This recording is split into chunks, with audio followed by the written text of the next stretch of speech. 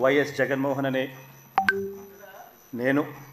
రెడ్డి అనే నేను శాసనసభ సభ్యునిగా ఎన్నికైనందున శాసనం ద్వారా నిర్మితమైన భారత రాజ్యాంగం పట్ల నిజమైన విశ్వాసం, విధేయత చూపుతానని, భారతదేశ సార్వభౌమాధికారాన్ని, సమగ్రతను కాపాడుతానని, నేను స్వీకరించబోయే కర్తవ్యాన్ని శ్రద్ధాసక్తులతో నిర్వహిస్తానని దైవ సాక్షిగా ప్రమాణం చేస్తున్నాను.